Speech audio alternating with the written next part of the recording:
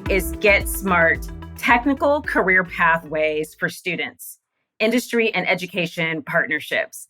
And I'm so happy to be joined here with Roger Tadajewski, Executive Director of the National Coalition of Certification Centers. We're going to be calling it NC3, and G.A. Buie, Executive Director for the United School Administrators of Kansas and Kansas School Superintendents Association. Gentlemen, it is so terrific to have you here today, and I can't think of a more relevant topic as we've been talking about nationally, this conversation around the high cost of secondary, of going on to college, student loan debt, and the unbelievable number of technical careers that are so difficult to fill because we don't have enough candidates. So I am delighted to have two experts here to help us unpack both the challenge, but more importantly, the opportunity. And, as we are preparing our youth for the workforce, and the world is such an integral part of our American school system, how we partner with schools is really critical to the success of students in career technical education programs. So I'm super excited to dig into this. Roger, I want to start with you. Let's kind of start with some basics. What is NC3 and why was it started? Oh, thank you. Portia, NC3, the National Coalition of Certification Centers, is a nonprofit organization that was put together by education. People like we're going to hear from GA here in a few minutes, but education back in 2008, 2009 began to come together with two big buckets. One is how could education, especially in the career and technical education arena, work much closer together collaboratively throughout the year and throughout the coming decades as technology and our economies and our communities continue to grow, and economic development is a core part of that, meaning that workforce within our communities is equally important to that enabler. And then the other big bucket is how could all of our education, our technical education network across the country work much more collaboratively with industry beyond just seeing them at a conference or a roundtable. How can they work much more collaboratively in the classroom about recruiting young people into these technical education programs, helping them make sure that they not only finish high school, but they finish high school with skill sets that allow them to become part of our economy and our social network, and also allow them a pathway to go into post-secondary education, technical education, and build their careers and their career pathways and build their families. So those were the two big buckets that created NC3 back in 2008 and now continues as we go forward.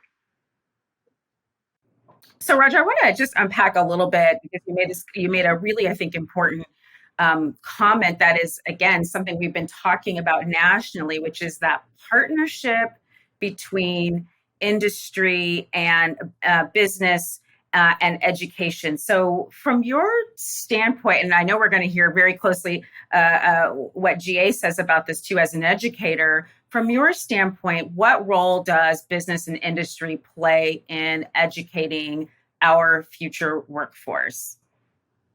Yeah, they play an extremely key. They are a key enabler in developing the current workforce, their incumbent workers, and most certainly the incoming workforce that is coming through our education system. Not just students that are in 11th grade, but looking through the whole network of K through 12. That is the role of industry to come in and truly collaborate in true partnership, help that instructor in the classroom be knowledgeable of what education is, our technology is, how it's being applied, but what are those core competencies, those key competency skill sets, whether that's on the academic or the technical side, so that they can embed that into their classroom curriculum, communicate that with the parents and the students, and help that bigger piece. And so the only place that can come from is from business and industry engaging in true collaboration with our community high schools, our middle schools, our colleges, etc. Thank you, Roger. And I want to just pivot over to you, GA, to kind of bring this down even a little bit. down to the ground. I will share with you that my 11-year-old just did a aviation engineering camp hosted by our local community college for a week. And he has been flying drones and taking them apart, you've never seen a kid so engaged around technology and science, and so I'm curious, GA, how important is career exploration and career awareness to parents for their children? I certainly, like I said, as a mom, this is something I'm curious about. But what are you hearing from parents in your community? I think we're at a precipice of time that it's so valuable because, in my day and age, you kind of followed very closely in your parents' footsteps and their career pathways, or maybe even their friends' your neighbors that you kind of knew about. But in today's world of technology and information, our kids have just their minds continue to grow and wonder, and the opportunities are there as well. And it's our job in education is to make sure that we're able to feed those children the opportunities that are available to them. And I think that's the challenge we run into sometimes as educators, is we can't keep up with what our kids want and what our kids need. And so I think that's where that partnership between business and industry is so valuable. And then the other challenge we run into sometimes is helping parents understand that the world they grew up into and the education they received as a child or even a high school student isn't going to look the same. Because, that idea of high schools preparing kids to go to college is really, we're really seeing that change. And we want to prepare kids for post-high school activities, not necessarily college, post-high school training. And maybe it's a technical school, maybe it is college, but even our colleges are continuing to grow and traditional 4-year programs have 1-year programs and 2-year programs that are based around career pathways. And so I think we're seeing our whole education system kind of turn on its ear a little bit and trying to get our parents and our communities to understand what we're trying to do and why we're trying to do it has been our biggest challenge. I think business and industry are right there and ready to welcome us to these changes.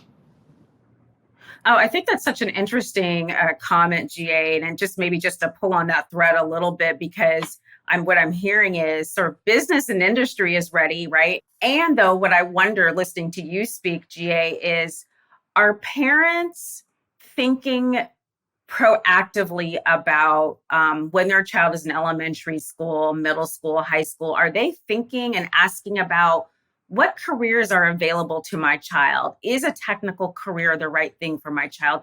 Are you finding you're having to do more push or more pull as far as working with parents to help them see, to your point around the education that they had, 20 or 30 years ago, frankly, may not be as relevant. So I'm just curious, what is that dialogue like with parents, as an administrator and educator? I would probably say it's probably more of a push. And I'm going to share a phrase that we use all the time, that technical school is a great idea. It's wonderful for somebody else's kid, but not mine. Mine's going to college. Mine's going to go get a 4-year degree like I did. And from that standpoint, that's the push we're trying to work with, is help parents understand that today's world looks different. And what tomorrow's world looks like is even going to be more different. And, I use my own father as an example sometimes. He worked 30 years in the same profession and retired from that profession and has a nice pension and does some odd jobs since retirement. But in today's world, we're looking at people changing jobs 10 to 12 times and even changing careers 3 to 4 times.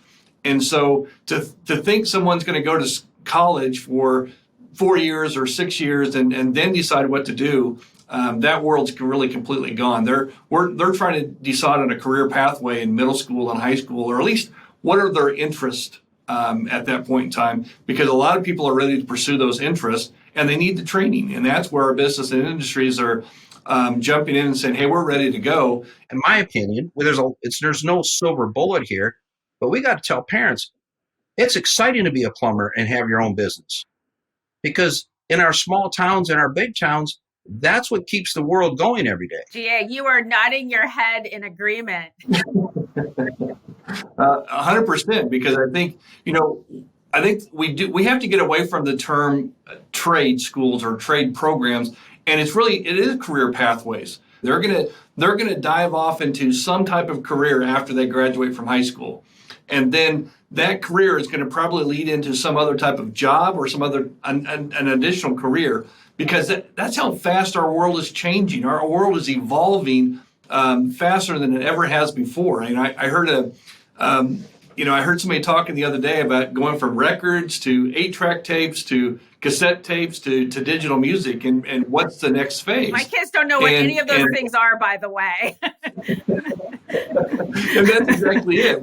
We've got to build the foundation for kids through our schools, and then trust our business and industries to take it from there, because that's what's going to happen. Our business and industries and these amazing ideas that are going to be developed by our next generation are going to continue to drive our economy beyond where we are today.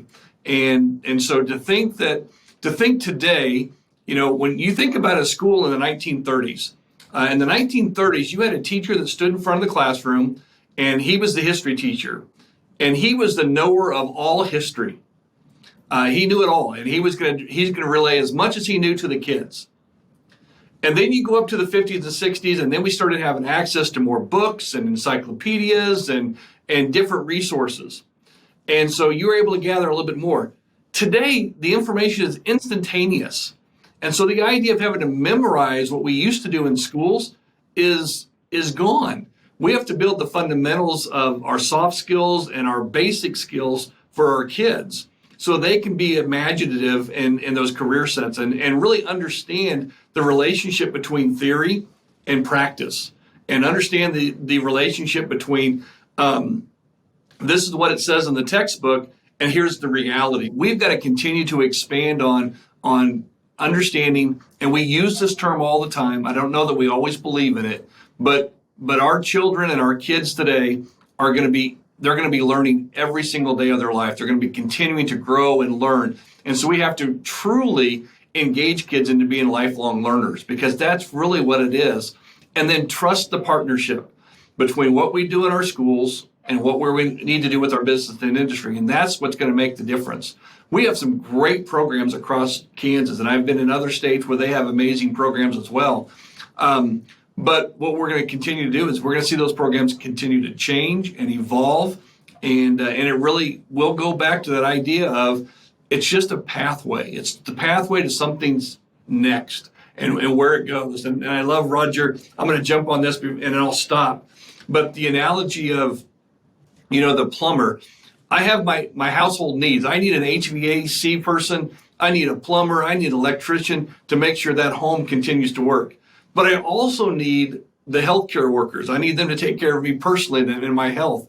And so it does take everybody to make this world go around and to continue to be innovative. But to try to dive somebody into this is the only pathway you can take, or this is the only way you can get there, that world is, it's not gone yet, but it's going to be gone pretty soon. There's going to be so many ways to get to within a pathway, or to cross from one career pathway to another career pathway. It's going to be it's exciting. You can hear it in my voice. It's exciting to see the opportunities that your kids, Portia, and my kids are going to have as they go through their lifetime. And I'm wondering, and this really is for both you, Roger, and GA, as we look at sort of high school and, elementary, middle, and high school from a transformation standpoint, are you seeing any sort of interesting best practices, interesting partnerships between, and GA, maybe this is happening in your backyard there in Kansas, but any sort of interesting best practices in terms of industry partnering with education to, transform how we think about education for young people? Thoughts on that, or what you would like, if you don't see it, what you would like to see, over the next few years? So question open to both of you, GA first. Let me toss out an example, Portia.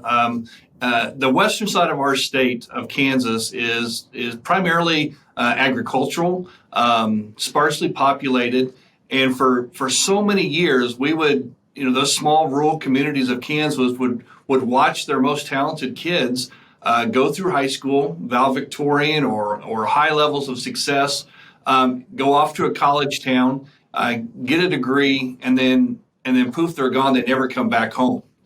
But I think what we're starting to see now are those local industries, whether it's agricultural based or maybe there's some business based business based programs within the community, starting to figure out that if we can get our kids interested in what we're doing here locally, we can get them to come back home or maybe even stay close to home to work and continue to keep our rural communities growing and keep our rural communities vibrant. And I'll give you the best example that I can probably give you is in Northwest Kansas. We've got a technical school out there that's in Goodland, Kansas, which is almost to Colorado in our northwest part of the state. But their agricultural program has completely transformed into this, avionics and drone technology and plant technology and soil technology programs. And it's starting to filter into the local schools. And so they've taken the program there from Goodland out to the local schools. They're educating the kids. They're getting kids excited about farming and where they can be. And, maybe I don't have an interest in being a farmer, but man, I love to fly drones. And, you take a drone today and those drones will fly the field. They take pictures back and forth of the field. They bring that drone back in, they plug it into a different drone that has fertilizer in it. It has this little tank on it and these spouts on eight sides of it. Wow. And they put that program into that drone and it flies that same path, and only drops fertilizer or weed killer exactly where it needs it. So instead of dropping gallons upon hundreds of thousands of gallons on a field, we're dropping spicks and spots right where it needs. I'm not necessarily a farmer doing that. I'm an aviation guy. I'm a drone. I'm licensed with the FDA on flying. So or FFA on flying. So it's completely different. So it's changing that culture of a community and keeping kids at home, but doing something they love to do or something they want to be a part of. And I think that's where that true transformation and that connection is really, really happening. What a great example, Roger. Yeah, on the transformation, just a couple of buckets. One is just to build on what GA said. Look, from our standpoint, if we can help that math teacher, that science teacher, that English teacher that is with these students, look, they're with them every day. And how can we help that math teacher, not just in dialogue and, having a conversation or putting out another white paper. So here's what we do when we come to best practices. And actually Train has been part of this for the last 5 or 6 years already, is not only are we bringing CTE teachers, technical education teachers, into our trainer, our professional development model, we're bringing math teachers in. It's pretty cool when a math teacher can learn about airflow and the mathematics of airflow and how it's applied every day across this country, across the world, and what that means to lower the carbon footprint and the energy savings, but also how we make people more comfortable, whether they're in their house or in a hospital, right? And so when we talk about airflow, heat transfer, those fundamentals, and we got a math teacher and a science teacher in there, we get the hand raisers that go, wow, can we get some more of this and take this back into our math class? Well, what does that really mean when we think, yes, this means a lot in our inner cities, we're doing that. But as GA said, think about what that means in our small communities to that young lady, that young man that says, wow, and then they learned about it there, and then how that is applied to a drone or to any farming. When we think about agriculture today, as we mentioned, whether it's in Western Kansas or Oklahoma, how do you save more water? How do you, same thing, water those plants when they need to be watered, where they need to be watered? How do we help energy flow more efficiently, whether it's in the infrastructure or in our houses or in a plant? Those are the things that we are heavily engaged in transforming that all the way back into middle school and even elementary school. We got some pilots train as part of that with its BTU crew. That is great stuff. That we're incrementally putting that in and building that. And guess what? The other side of this equation, that transformation, is on industry side. Industry goes, wow, we're starting to learn more about how to communicate with education, and education's learning and building that trust and those transformational skills to say everything's not about a transaction. Okay, we can move that transaction out of the picture and let's have a conversation about what we need to do in our communities. And that is, and again, that's another everyday effort that has to happen, short term and long term. Roger and Gia, you both have talked about trust, and I really appreciate that, because I don't think we're talking enough about how much trust you do need when transformation is happening. And the things that you're talking about, I think, are very much sort of integral to how, especially in our rural communities. I actually happen to live in a very rural community here in North Carolina.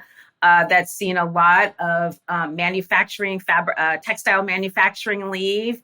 And there are lots of conversations we're happening around what are the careers of the future for our young people? And so the question is this, and Roger, you kind of led me to this, to think about this.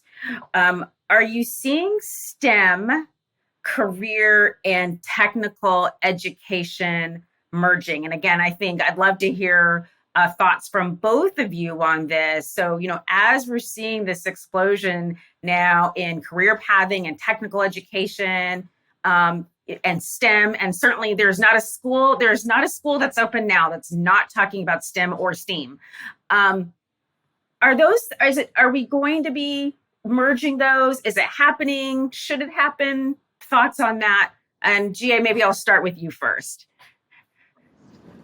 It is happening, and it has been happening for the last few years, because really STEM and STEAM are terms that when you talk to young teachers today, those are terms that they don't know as much about, because it's just part of what they know. It's just what they do.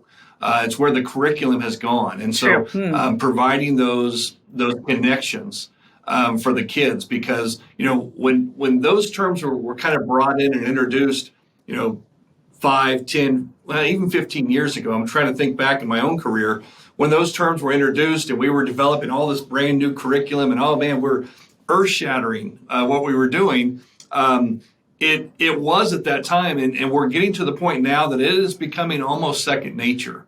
And that's what's exciting, and why we're ready to make that once again transition to that next phase, and see where our kids can take it, because we are no longer, I hate to break this to people, and as 30 years as an educator, I thought I was in control as a teacher and a principal, but kids are in control of their education. 100% are they in control of their education. And we as educators are just there to provide them a path and an opportunity to learn and grow, and sometimes motivate, more often than not, maybe motivate, but to give them those opportunities. And I think that's where STEM and STEAM really come into that picture there, because it gives them those practical experiences, keeps them engaged in the conversation, and keeps them thinking about what's next and what are those opportunities. Roger, thoughts on that? Absolutely. It is absolutely merging, and quite frankly, it's been happening for a long time. We're all just trying to make sure that we help, on the academic side, that everyone is included, and same thing on the career and technical side, that these are truly brought together. Let's just kind of take a welder, for example. Most people think of the welder with just a hood on it, and they got the red box, and they're burning the stick, right? Well, the tremendous amount of knowledge around that where it is today, but when you start to think about welding in the medical industry, welding in the bio industry, welding in the food industry, right? And understanding what's really happening is the how and the why.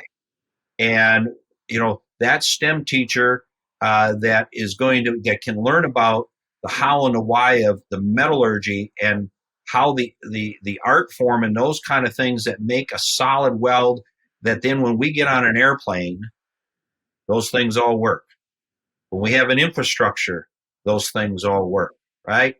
When we're thinking about water plants, our water treatment plants, our food service industry, our pipelines, all those things that we want to make sure that they don't leak, that if they're designed for 50 years, that guess what, they'll last 100 years. And all those things, that is all of the STEM and the STEAM all truly coming together. And it's both ways. All I can say is it's truly exciting. I think this is one of the most exciting times of education and for educators and industry to come together. Let me add this piece real quick, Portia. It's no Please accident. do. It's no accident that we're seeing just enormous numbers of teenage inventors, where they're creating inventions that are changing our society today. And you see these on the news, and people act like this is something amazing and miraculous. Well, it is, but it's not a surprise, because these are what we're asking our kids to do, and these are what our kids are able to do at such a younger age, because we're opening their opportunities. And so there's no accident there, and that really truly is where you see the merging of STEM and STEAM coming together with the practicality of what we do with our world. I love that comment, GA, because I think I hadn't thought about that, but it's really true. You're seeing teenagers come up with, frankly, extraordinary inventions, and huge credit probably goes to their science teachers. And in fact, just recently I saw a young girl, I think she's 16, 17. She came in second place in one of the big scientific competitions. She invented a suture that changes color when infection is present. And she worked hand in hand with her science teacher. She had a theory, and they worked on it over a few months, and she entered into this science competition and came in second. And every young person in that competition, though, had an invention that was more extraordinary than the next. And so it gives me huge hope, one, to hear both of you talk with so much passion and enthusiasm, not only for education, but for helping kids. And Roger used this word earlier, self-actualization. I don't think I've heard enough of that as a parent. And it is incredibly heartening to hear someone say, we want kids to self-actualize. And I think that's hugely appealing to parents out there. In GA, hearing you talk about just the opportunity for kids to who stay in their communities and to find meaningful professions and continuous learning, which is another really important theme I heard both of you talk about, is really, I think, powerful. And so maybe here's one of the, and we've sort of touched on it, but I'd love to give you a chance both to expand on it. Starting with you, GA, what are you most hopeful for as you think about the future and you think about, what you're seeing in your there in Kansas and beyond? What are you most hopeful about as we enter this kind of new sort of technological revolution that we're in? Probably what I'm most hopeful about is we learn to become comfortable with breaking tradition, because education is such a tradition-based profession, and the more we can learn to break away from those traditions and grow upon those once proud traditions, the better off we're going to be. Because again, when we're stuck in a world thinking that in 2030 or 2040 it has to look like 1940 or 1950, that's where we run into problems. And so when we look at graduation requirements, they have to look different as we move forward.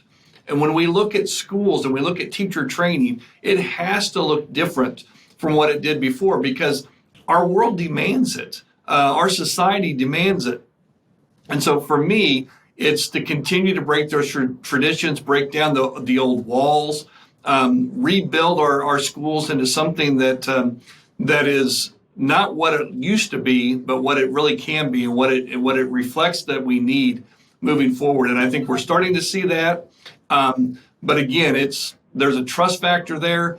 There's a piece that, it's not all about a test score, but what are those soft skills that the kids are learning? What are those basic skills that the kids are learning, and where can they take those skills moving forward? And we still have to have accountability in our schools. Don't get me wrong. That's really, really important. But we have to be able to move forward and not be concerned that if we move forward and we fail a little bit and we take a step back, that it's not the end of the world. That we're going to move forward a little bit. We might fail, but we're going to build upon that fail. Roger. Absolutely, BA. I think, for young, there's a couple threads here to pull. One is, you're absolutely right. Everything in this country, everything in this world has been built on failure. We have built dams that have broke. We built roads that didn't work. We built electrical lines that didn't work. And then we got back up and we figured out how to do it. That's where and those young innovators today, that young lady that figured out that suture, how many times, we'll never know how many times she tried something and it didn't work, but she had a vision and an idea, and she kept on saying, what if? What if I did it this way? What if I go back and apply it that way? That is and we have got to amplify that message, that is part of what makes us great. So what we've got to do is look at not how we get, they're already in the system. How do we engage those students? How do we help that single mom? How do we help that grandparent that's raising a grandchild? How do we help those communities, that help that student get that self-actualization to go, wow, what if? I want to be part of it. All kids have the same aspirations and ideas that we had. They all have an idea, but a lot of it's all based on one thing. I just want a chance. I want a first chance. And that's our role. We have to give them that first chance. We have to, as you mentioned, G, there's got to be accountability, but we also got to break down these silos and say, look, in our communities, we want our communities to grow. We want better roads. We want better water. We want better, but that requires change, and not so much change for the sake of change, but more on that transformational side that says, well, what if we engage kids more this way? What if we allowed these kind of things to help those kids grab hold of that idea, just like Portia, your son, got a hold of that drone and got to see it, got their fingers on it, and had a chance to fail. That's that self-actualization that drives them to say, wow, let me try it again. Boy, when we can get let's try it again into our communities, then we have really advanced the greater good of what we're all supposed to be doing. I want to just offer up, GA, to you first. Any parting thoughts or final thoughts or insights you'd like to end with? Well, I used to share this with incoming freshmen and the parents of incoming freshmen. In 1,500 days, your kids are going to be graduating from high school.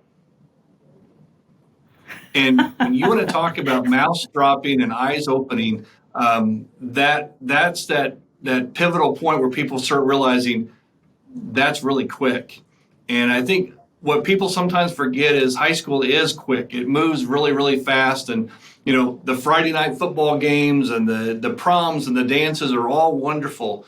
But thinking about that post-high school experience and where I'm going to go is really so vital. And so, I think that parting piece that I'll give people is to think about is, we're doing and developing what we need to do in our schools, but it's really important that we continue to engage in those conversations at home about what's next. What do you want to do? Where do you want to be in 20 years and 30 years? And what's that path look like to get there? Because it's our kids have to be aware of it's not going to look like the way it once did. And probably by the time they graduate in 1,500 days, it's going to look different than it did when they started school, especially as quickly as we're changing today. And so I think those are those elements that get involved, be a part of the process, be aware of what's going on around us, take every opportunity to connect and build their network of individuals, because Roger didn't move through his pathway in careers by not having a network of people he could rely on and trust. And I didn't get where I'm at today by not having a network of people to work with and help me grow along the way. So the more people can build those networks, and again, that's why it's so valuable when our business and industries and our partners come into our schools, because that only enhances the network that our kids have and the experiences that they have. And I think the more that kids can realize that, the more beneficial they're going to be as they move past high school and on to that next step. Roger, parting thoughts or insights Yeah, you'd like to absolutely. share? I think to GA's point, NC3 now has been operating for 12 years. So we started this idea with 5 schools, okay, and 1 industry partner. And our very first year, I think we trained like 6 instructors and issued, maybe 300 certifications out to students. And fast forward 12 years later, we've engaged over 5,000 instructors. We got 13 global companies now involved. We got well over 500 school districts engaged in this, and just in the K through 12 side, plus the community colleges. So the transformation has begun. Things like what GA is talking about, rural Kansas, we're all those pieces. We also got some models where we've got 4 or 5 very small school districts. I mean, we're talking about a total student population of maybe 500 in the whole K through 12 system, but collaborating with other ones, coming together, and then how do we link to some other ones and make it seamless? Now, when I say that, is there some clunkiness? Is there some things that don't work? You better believe it. But we find if we can get 60% of it working, then we go work on the next 10%. And before you know it, we got 80 or 90% of those things working, and that helps that local community. And we're starting to do this more and more across the country. So the like I say, I can't be more excited for young adults, young children in the system, our parents, our communities, but also for our great industry leaders like Train that have really taken their hat off and said, let's help. And we've got great models of what Train can do and what Lincoln Electric, all of our industry partners do with NC3 to help make that difference. And I love it because our industry partners are going, well, what if we also did this, or what if we tried this? Our educational partners like GA are saying the same thing. Boy, this worked great. What if we also added this or tried it this way? There's another way we can reach 1 or 2 more students that really need this engagement, or a parent or a community or an English teacher, a math teacher. And that's what we're truly excited about every day. Well, Roger Tadajewski and GA Buie, thank you so much today for really engaging conversation, and really also thank you for what you're doing on behalf of children everywhere in this country. Listening to your passion, hearing your ideas and your engagement, really just I think is such a bright spark. So thank you for that, and so appreciate you coming on the podcast. Thank you, Portia. Thank you, Portia.